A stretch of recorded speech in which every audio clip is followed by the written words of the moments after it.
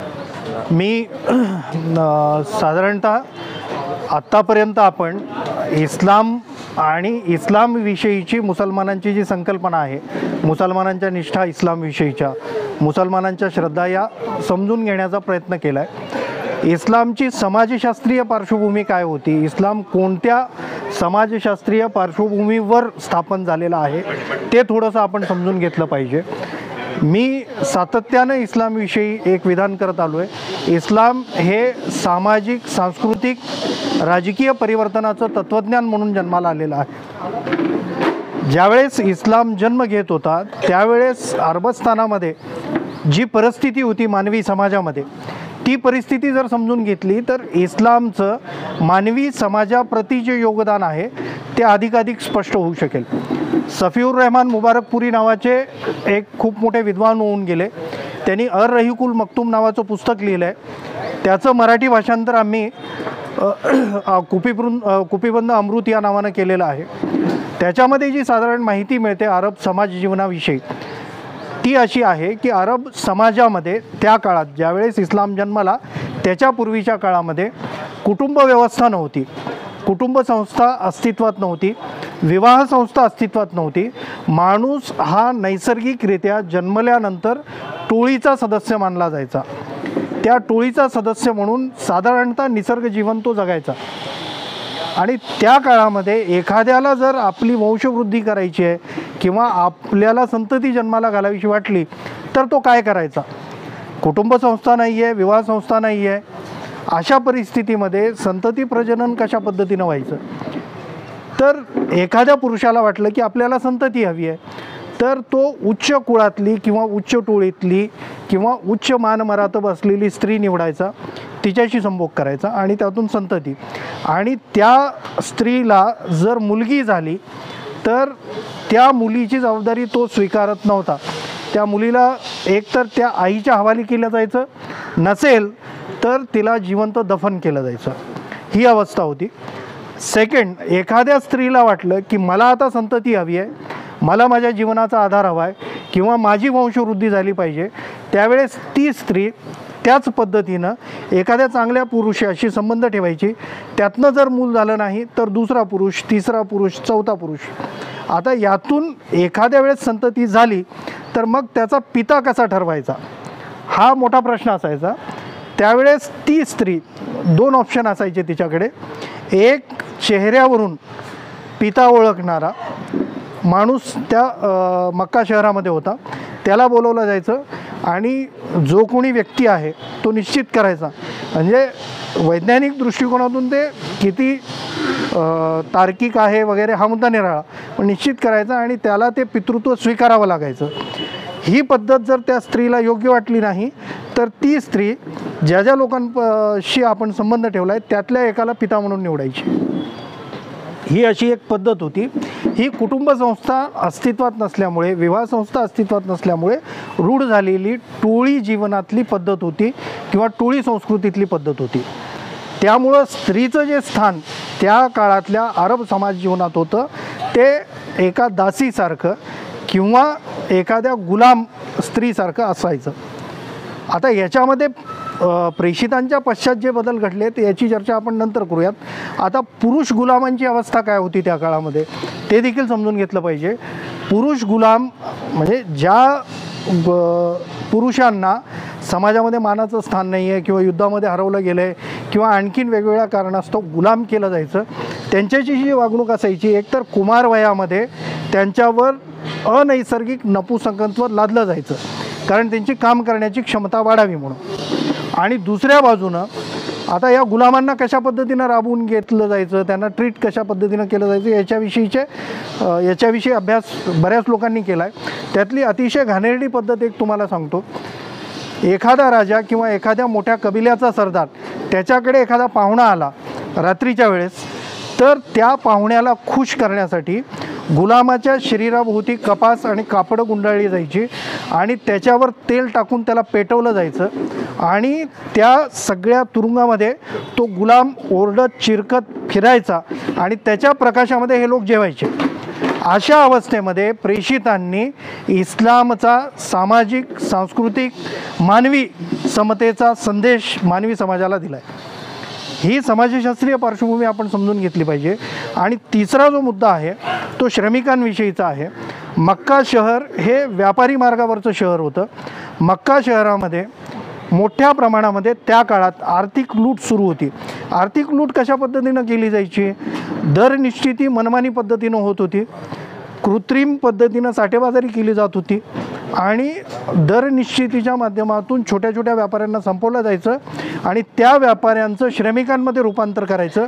आणि एकदा ते छोटे छोटे व्यापारी श्रमिक बनले की त्या श्रमिकांना पगार किती द्यायचा? तर दुसऱ्या दिवशी सकाळपर्यंत तो जिवंत राहील इतकीच पगार त्याला दिली जायची. अशा काळामध्ये प्रेषितांनी इस्लामच्या स्थापनेपूर्वी एक ॲग्रीमेंट केला मक्का शहरातल्या युवकांना घेऊन. हिल्फुल फुदूल नावाचा ॲग्रीमेंट होता. हिल्फुल फुदूल नावाचा करार होता. त्या करारान्वये प्रेषितांनी अशी घोषणा केली, हे इस्लामच्या स्थापनेपूर्वीचं सांगतोय मी तुम्हाला. प्रेषितांनी अशी घोषणा केली की याच्या पुढे श्रमाची जी किंमत आहे किंवा श्रमिकाला दिला जाणारा जो मोबदला आहे तो नफ्याच्या टक्केवारीवर ठरवला जाईल आणि श्रम हे गुंतवणूक म्हणून ग्राह्य मानलं जाईल. हे जगाच्या इतिहासामध्ये श्रमाला गुंतवणूक म्हणून जर कोणी मान्यता दिलेली असेल तर ती प्रेषितांनी दिली आहे. पण मुस्लिमांकडून हे अधोरेखित केलं जात नाही. कारण असं आहे की इस्लामच्या स्थापनेपूर्वी घडलेल्या या गोष्टी आहेत. कार्ल मार्क्सनं एंगल्सला जी पत्र लिहिलेली आहेत, लोकवाङ्मय ग्रहानं ती प्रकाशित केलेली आहेत. त्याच्यामध्ये अरब सिव्हिलायझेशनवरची जी चर्चा आहे त्या चर्चेमध्ये एंगल्स कार्ल मार्क्सला म्हणतो की हे जे हिल्फुल फुदूल नावाचं ॲग्रीमेंट झालं होतं, माझ्या मते जगामधलं पहिलं ट्रेड युनियन असू शकतं ते. म्हणजे हे किती महत्त्वाचं आहे पहा. कार्ल मार्क्स आणि एंगल्स जे श्रमिकांचे प्रेषित मानले जातात ते एकमेकांना म्हणत आहेत की हे जगामधलं पहिलं ट्रेड युनियन असण्याची शक्यता आहे. पण त्या अनुषंगानं त्याचा अभ्यास झाला पाहिजे आणि ते होत नाही आहे. आता हे सगळं जे घडलं ते कुठून घडलं, कशा पद्धतीने घडलं, हे काही समाजामध्ये हवेत असं तरंगत राहिलेलं नाही आहे. याला कोणती तरी पार्श्वभूमी लागते. ही मूल्य उभं राहायला काहीतरी जमीन लागते. ती जमीन कुठून उपलब्ध झाली? तर ती जमीन मस्जिदींमधून उपलब्ध झाली. या मस्जिदी ज्या होत्या त्या काळातल्या प्रेषितांच्या काळातल्या मस्जिदी, या मस्जिदी या इस्लामी समाजक्रांतीचं माध्यम म्हणून पुढं आल्या. इस्लामी राजकीय सांस्कृतिक क्रांतीचं मूल्यवान म्हणून पुढं आल्या. आज ज्या मक्का किंवा मक्का म्हणून जी इमारत दाखवली जाते ते ॲक्च्युअल काबा आहे. त्या काबागृहाचा जर इतिहास आपण तपासून पाहिला तर काबागृहाविषयी जी माहिती मिळते, खुतबात बहावलपूर नावाचं एक पुस्तक आहे. मोहम्मद हमीदुल्ला नावाचे एक ग्रस्त होते ज्यांनी कॅनडामध्ये प्रचंड मोठं काम केलं. त्या खुतबात बहावलपूरमध्ये त्याची पूर्ण हिस्ट्री सांगितलेली आहे. हे हरम शरीफ किंवा काबागृह नेमकं कसं होतं त्या काळामध्ये? काबागृह त्या काळामध्ये ट्राईब पार्लमेंट म्हणून ओळखलं जायचं. त्याला दारुल नदवा असं म्हटलं जायचं. ट्राईब पार्लमेंट म्हणजे काय?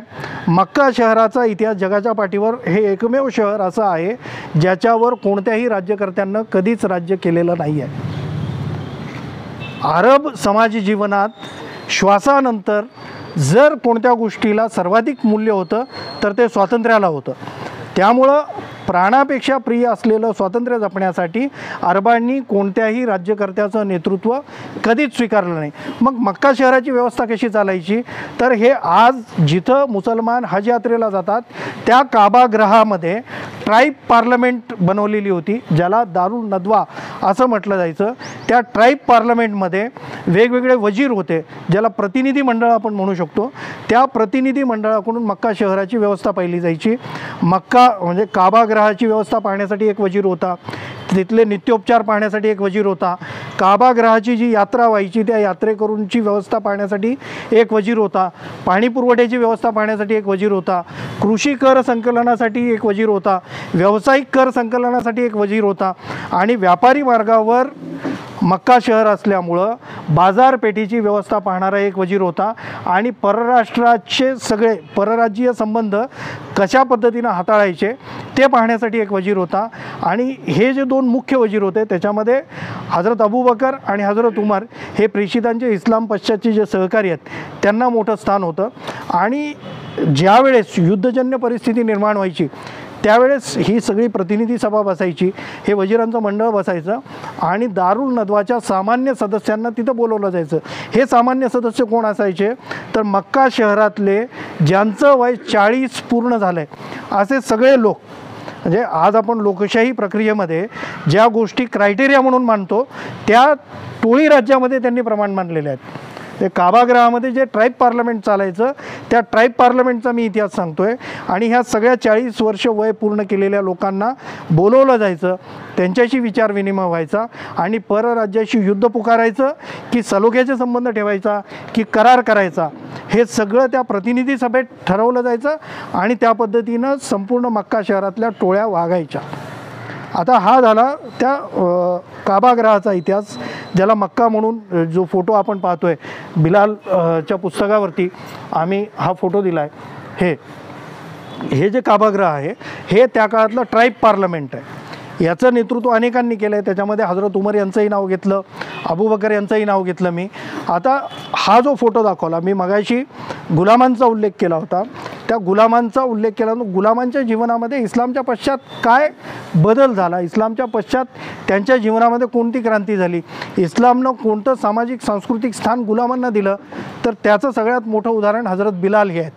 हजरत बिलाल हे इस्लामच्या इतिहासातील पहिली आजान देणारे ग्रस्त आहेत. ज्या हजरत बिलाल यांना अरबांनी कैद केलं, गुलाम केलं, त्यांच्यावर गुलामगिरीचा सामाजिक सांस्कृतिक अपमान लादला, त्याच अरबांनी इस्लामच्या स्थापनेनंतर त्यांना नेता म्हणून स्वीकारलं.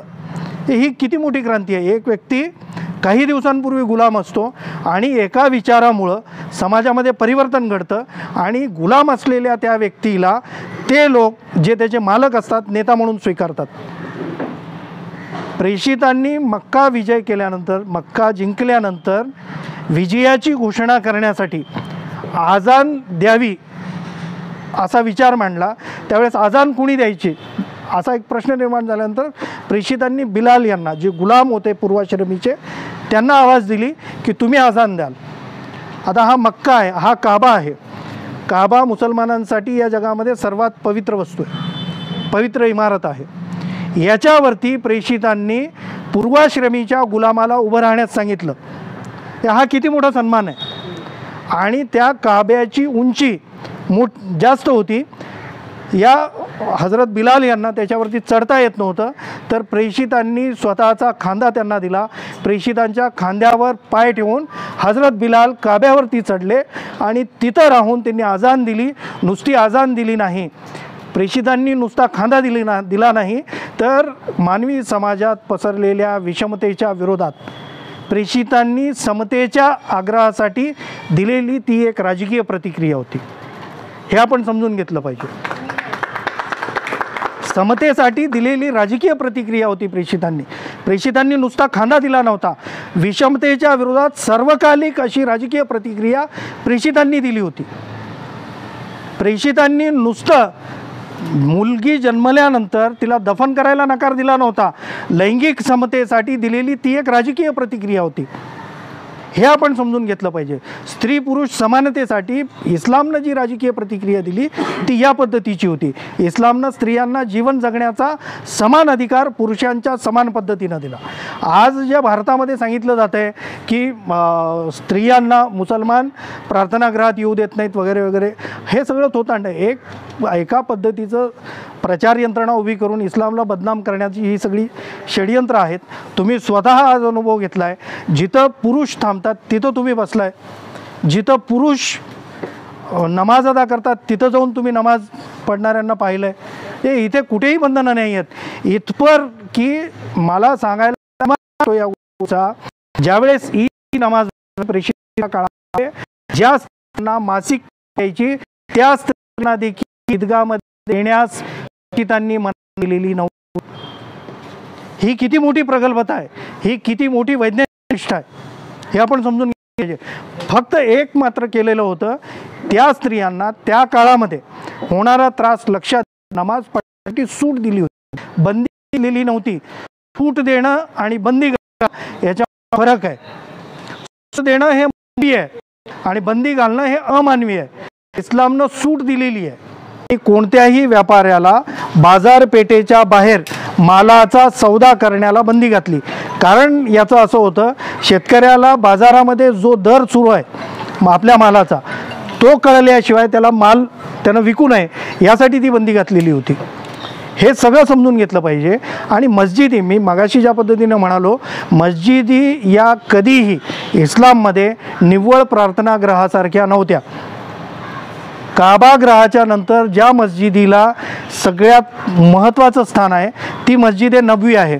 त्या मस्जिद-ए नबवीची जर रचना सुरुवातीची आपण पाहिली, मस्जिद-ए नबवी बांधत असताना प्रेषितांनी ज्या इमारती बांधण्याचा आदेश दिला त्या इमारती कोणत्या होत्या? एक मुख्य इबादतखाना होता जिथं प्रार्थना केली जात होती, तो होता। आणि दुसरं सुफा नावाचा एक चबुतरा होता। सुफा नावाचा चबुतरा म्हणजे नेमकं काय होतं, तर ते त्या काळातली ओपन युनिव्हर्सिटी होती, मुक्त विद्यापीठ होतं। त्या विद्यापीठामध्ये जगातले त्या काळातले नावाजलेले अर्थशास्त्रज्ञ, त्या काळात नावाजलेले व्याकरणशास्त्रज्ञ, त्या काळातले नावाजलेले कवी आणि इस्लामी विधी संहितेचे अभ्यासक जन्मलेले आहेत। हे कुठून जन्मले? तर त्या मस्जिदीच्या समोर जे खुलं विद्यापीठ प्रेषितांनी निर्माण केलं होतं तिथं ते जन्मले। आणि याच्यानंतर प्रेषितांनी जी इमारत बांधायला लावली ती हकीमखान्याची इमारत होती। ती हकीमखान्याची इमारत होती। तिथे बसून मुसलमानांमधले जे वैद्य होते ते पूर्ण मक्का शहरातल्या मदिना शहरातल्या लोकांवर मोफत उपचार करायचे। ही नुसती मस्जिद नाही आहे, इथे विद्यालय सुरू झालं, इथे दवाखाने सुरू झाले, अतिथीगृह देखील सुरू झालं। एकदा मदिना शहरातल्या एका व्यापाऱ्यावर कर्जबाजारी झाल्यानंतर स्वतःचं घर विकायची वेळ आली, त्यावेळेस प्रेषितांनी आदेश देऊन त्या व्यापाऱ्याला तिथे राहायची व्यवस्था करून दिली मस्जिदीमध्ये। हे झालं।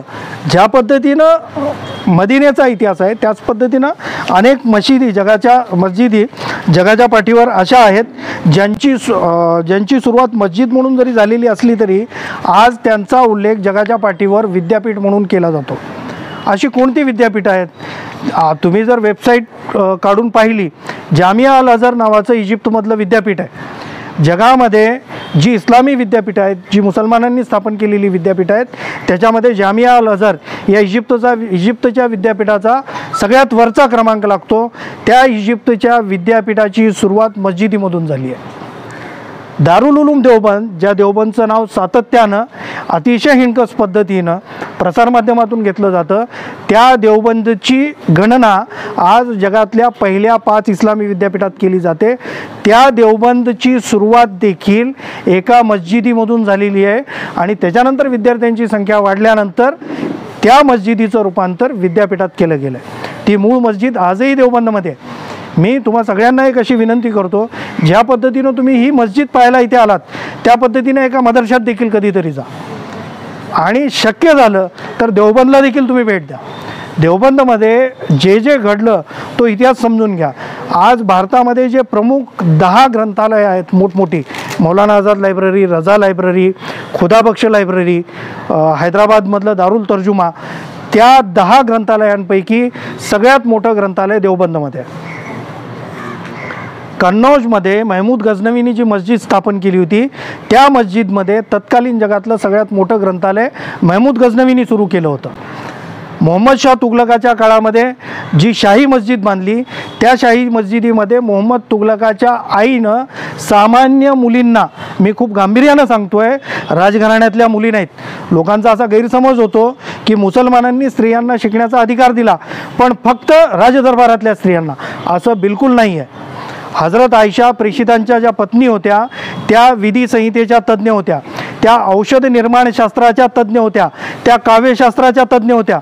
इथे अनेक मुसलमान आहेत, त्यांना या सगळ्या गोष्टी माहिती आहेत, सगळ्या गोष्टी माहिती आहेत। फक्त प्रॉब्लेम इथे असा आहे, हिंदू आणि मुसलमानांमध्ये जी विसंवादाची एक प्रचंड मोठी दरी निर्माण झाली आहे, त्या दरीमुळं मुसलमानांची जी खरी ओळख आहे, इस्लामची जी खरी प्रतिमा आहे, इस्लामनं मानवी समाजाच्या विकासात दिलेलं जे योगदान आहे ते कळतच नाही आहे कोणाला।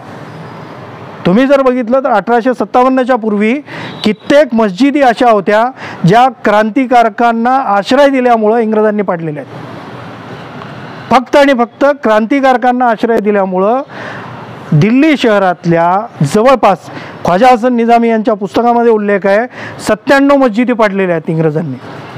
आज जी जामा मस्जिद आहे त्या जामा मस्जिदीच्या इमामावर राजद्रोह्यांना आश्रय दिला म्हणून शिक्षा लादण्यात आली आणि त्यानंतर त्या मस्जिदीमध्ये घोड्याचा तबेला उघडून लष्करी तळ उभारण्याचा देखील प्रयत्न केला गेला होता. मस्जिदी या कधीही प्रार्थनागृह नव्हत्या. मस्जिदी या सामाजिक, सांस्कृतिक आणि राजकीय जागृतीचं केंद्र होत्या. मी शेवटचे 2 प्रसंग तुम्हाला सांगतो आणि त्याच्यानंतर थांबतो. ते शेवटचे जे 2 प्रसंग आहेत त्यातला एक प्रसंग अतिशय महत्त्वाचा आहे. आज जे सहभोजन किंवा जे काही केलं आपण ते कुठून सुरू झालं आहे, ही प्रेरणा नेमकी कुठून आली आहे, तर ख्वाजा मोइनुद्दीन चिश्ती नावाचे एक सुफी संत होऊन गेले भारतामध्ये. ते त्यांच्या मस्जिदीमध्ये सहभोजन आयोजित करायचे हिंदू आणि मुसलमानांमध्ये. एके दिवशी सहभोजनाच्या नंतर तिथे एक पद्धत अशी होती की सहभोजन संपल्यानंतर जे सेवेकरी आहेत त्या सेवेकऱ्यांना घेऊन ख्वाजा मोइनुद्दीन चिश्ती हे जेवायचे, स्वतःसोबत त्यांना घेऊन जेवायचे. सगळी सेवा संपली, हिंदू मुसलमान जेवून तिथून बाहेर पडले. बाहेर पडल्यानंतर ख्वाजा मोइनुद्दीन चिश्ती म्हणाले की आता जे सेवेकरी आहेत त्या सगळ्यांना बोलवा. तर एक शिष्य उठला आणि त्या मस्जिदीतल्या सगळ्या सेवेकऱ्यांना त्यांना बोलवलं. पण ख्वाजा मोइनुद्दीन चिश्ती पाहत होते की तो सगळ्यांना बोलवत होता, पण एक माणूस असा होता ज्याला त्यांना बोलवलं नव्हतं. तो शिष्य परतल्यानंतर ख्वाजा मोइनुद्दीन चिश्ती यांनी कारण विचारलं की मी पाहिलं की तू सगळ्यांना बोलवलंस पण त्या एका माणसाला तू बोलवलेलं नाहीस, याचं कारण काय? तर तो म्हणाला की हजरत गुरुवर्य, तो व्यक्ती तुमच्यासोबत बसून जेवायच्या लायकीचा नाही आहे. ख्वाजा मोइनुद्दीन चिश्तींनी कारण विचारलं, कारण काय? तर तो माणूस म्हणाला की ती व्यक्ती भंगी आहे. हे ऐकता क्षणी ख्वाजा मोइनुद्दीन चिश्ती ताटावरून उठून उभे राहिले आणि त्यांनी घोषणा केली, या मैफिलीतला प्रत्येक व्यक्ती जोपर्यंत त्या व्यक्तीची माफी मागत नाही तोपर्यंत मी जेवणार नाही. ही सामाजिक समतेची जी वागणूक आहे, ही सामाजिक समतेची जी शिकवण आहे, ही सामाजिक समतेची जी क्रांती झाली आहे ती मस्जिदीमधून झालेली आहे. दुर्दैव असं आहे की मुसलमानांनीही मस्जिदीकडे पाहण्याचा एक संकुचित दृष्टिकोन अलीकडे विकसित करून ठेवला आहे आणि हिंदूंनीही विसंवादाची दरी इतकी वाढवून ठेवली आहे की दोघांना एकमेकांविषयी काहीच माहीत नाही आहे. ख्वाजा बंदा नवाज यांनी मुजाहिदशाह बहमनीच्या विरोधामध्ये शेतकऱ्यांच्या समर्थनार्थ करमाफीसाठी दुष्काळामध्ये जो मोर्चा काढला होता तो मोर्चा गुलबर्ग्याच्या शाही मस्जिदीतून काढला होता. हिंदू आणि मुसलमान दोन्ही शेतकरी त्या मस्जिदीमध्ये उपस्थित होते आणि त्या मस्जिदीतून मोर्चा घेऊन ख्वाजा बंदा नवाज हे मुजाहिदशाह बहमनीच्या राजमहालावर गेले. वय वर्ष 90, समोर हिंदू मुसलमान दोन्ही शेतकरी आहेत. मुसलमानांचं प्रमाण 10% देखील नाही आहे त्या शेतकऱ्यांमध्ये आणि हा मुसलमान सुफी साधू ज्याला 40 एकरची जमीन आणि हजारो रुपये मुजाहिदशाह बहमनीने दिलेत, तो साधू मुजाहिदशाह बहमनीच्या राजमहालाच्या भिंतीवर उभा राहून म्हणतोय की जो व्यक्ती, जो बादशाह जालिम आहे त्याच्या विरोधात लढणं हे पवित्र युद्धात सहभागी होण्या इतकं मोठं पुण्यकर्म आहे आणि हा बादशाह शेतकऱ्यांवर अन्याय करतोय, याच्या विरोधात लढा, मी तुमचं नेतृत्व करतो. ही शेतकऱ्यांच्या समर्थनार्थ झालेली पहिली क्रांती भारतातली ही मस्जिदीतून झाली आहे. तर हा सगळा असा मस्जिदीचा इतिहास आहे. आणखीन बऱ्याच घटना, बऱ्याच गोष्टी सांगितल्या जाऊ शकतात पण वेळ आपल्याकडे कमी आहे, त्यामुळे मी इथेच थांबतो. धन्यवाद.